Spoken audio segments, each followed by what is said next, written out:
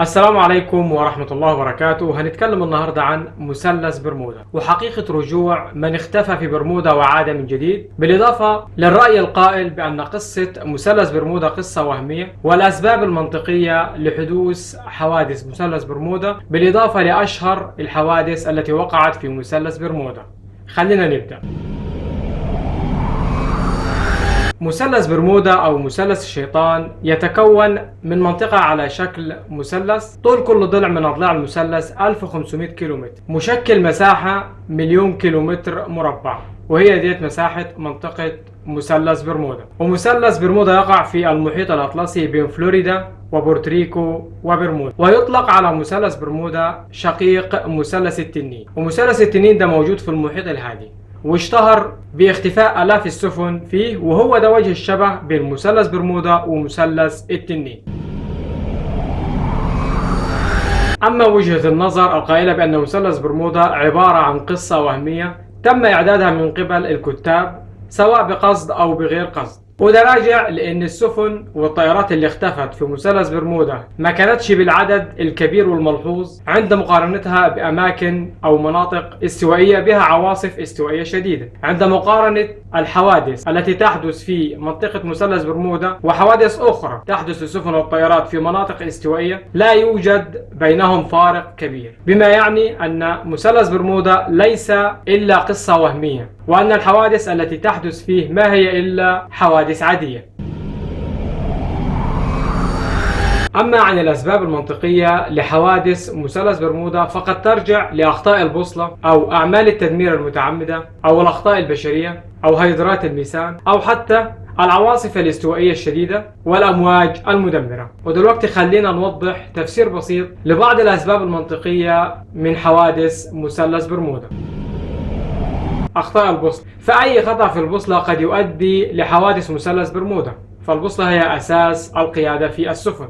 أعمال التدمير المتعمدة، وبالفعل أعمال التدمير المتعمدة تعد سبب رئيسي من أسباب حوادث مثلث برمودا. وأعمال التدمير المتعمدة إما أن تتم عن طريق حرب أو عن طريق القرصنة، والقرصنة بتتم بالاستيلاء على السفن في أعالي البحار بطريقة غير شرعية. وأيضا من الأسباب المنطقية لحدوث حوادث مثلث برمودا الأخطاء البشرية. الأخطاء البشرية من أهم الأسباب اللي بتسبب الحوادث سواء للطائرات أو السفن. والأخطاء البشرية قد تكون متعمدة وقد تكون غير متعمدة. فالأخطاء غير المتعمدة قد تكون بسبب قلة التدريب المناسب لكيفية التخلص من مخلفات البنزين أو عن طريق العناد، كما في حالة رجل الأعمال الأمريكي هارفر كونوفر، وده اللي أصر على الإبحار باليخت الخاص به في أثناء العاصفة، مما أدى إلى غرقه.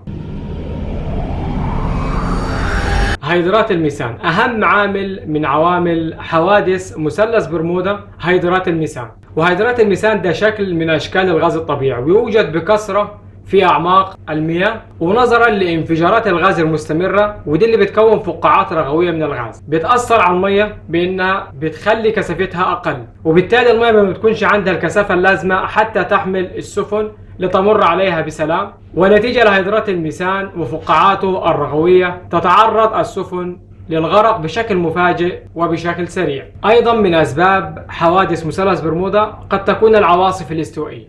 فالعواصف الاستوائية تحدث في المياه الاستوائية، وهي عواصف قوية ومدمرة تتسبب في كثير من الخسائر للأرواح وبليونات الدولارات. الأمواج المدمرة، للأمواج المدمرة تأثير كبير على غرق وإغراق السفن وتسريب المواد البترولية في ناقلات البترول، مما يؤدي إلى غرقها. ومن أشهر الحوادث اللي تمت في مثلث برمودا ما يأتي: سيوديسيا بوراليستون، السفينة بتروت واللي كان على متنها بنت نائب رئيس الولايات المتحدة الأمريكية آرون بور، من ضمن إحداثياتها مثلث برمودا.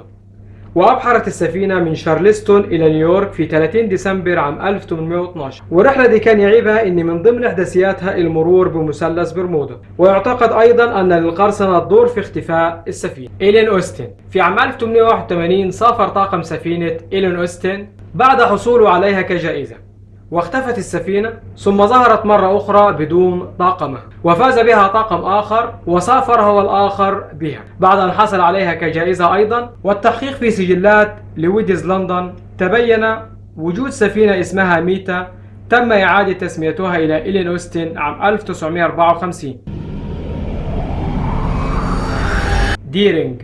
المركبة الشراعية كارول ديرينج تم بناؤها عام 1919، وفي 20 مارس عام 1920 أبحرت في مهمة لنقل الفحم من نوروفولك بفرجينيا إلى ريو دي جانيرو. وفي أواخر أغسطس مرض قائد المركبة الشراعية، فاضطر للوقوف في ميناء لويس بولاية ديلاور، فعينت شركة ديرينج الكابتن وورميل، وأكملت المركبة الشراعية رحلتها إلى ريو دي جانيرو ووصلت بسلام. ولكن اختفت السفينة في طريقها للعودة، وكانت آخر مرة ظهرت فيها في 28 يناير عام 1921. وبعد فترة تم العثور على المركب الشراعية مهجورة في 31 يناير عام 1921 في دياموند شولز.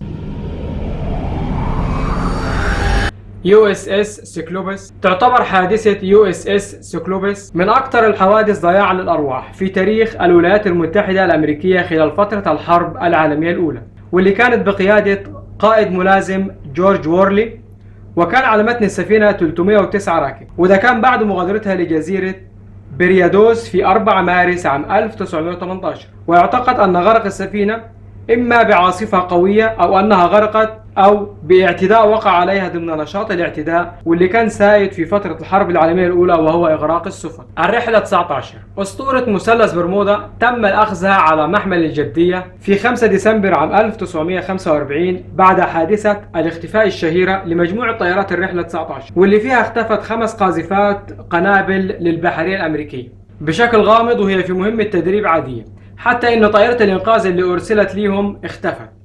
ذهبت للبحث عن الطائرات المفقودة واختفت هي الأخرى، والخسائر كانت 6 طائرات و27 رجل. وللعلم جميع طاقم الطائرات كانوا متدربين بدون خبرة طيران باستثناء قائد السرب الملازم أول تشارلز تايلور، وبالتالي فقد ال5 قاذفات كان بسبب عدم خبرة الطيارين الكافية. أما طائرة البحث عن الطائرات المفقودة فاختفت بسبب انفجار في خزان الوقود بعد 23 ثانية من إقلاعها. GAHMB والملقبة بنجمة النمر، وGAGRE والملقبة بنجمة آريل. فنجمة النمر اختفت في 30 يناير عام 1948 في رحلة من أوزوريس إلى برمودا، ونجمة آريل اختفت في 17 يناير عام 1949 في رحلة من برمودا إلى كينغستون جامايكا، والطائرتين كانت من النوع أفرو تودر 5. دوغلاس دي سي. في 28 ديسمبر عام 1948 اختفت طائرة من نوع دوغلاس دي سي 3 أثناء رحلتها من سان خوان بورتريكو إلى ميامي، ولم يوجد أثر للطائرة ولا ل 32 شخص اللي كانوا على متن الطائرة. ونتيجة التحقيقات كان من أحد أسبابها أن الطائرة لمست أحد أطراف مثلث برمودا. KC 135. في عام 1963 أحاط الغموض حادثة اختفاء طائرتين أمريكيتين من طراز KC 135، والطائرتين اختفوا فوق مثلث برمودا، وتم العثور على حطام الطائرتين متناثرة في إحدى طفيات المنطقة القديمة، ولكن دون التوصل لأسباب الحادث. ودي كانت أشهر الحوادث اللي حصلت في مثلث برمودا. ولحد هنا الفيديو خلص. ما تنساش تبص على المصادر هسيبها لك في وصف الفيديو، وإذا كنت مشترك عندي بالقناة ما تنساش اللايك والشير، وإذا ما كنتش مشترك عندي بالقناة اشتراكك يدعمنا لتقديم الجديد والجديد. والسلام عليكم ورحمة الله وبركاته.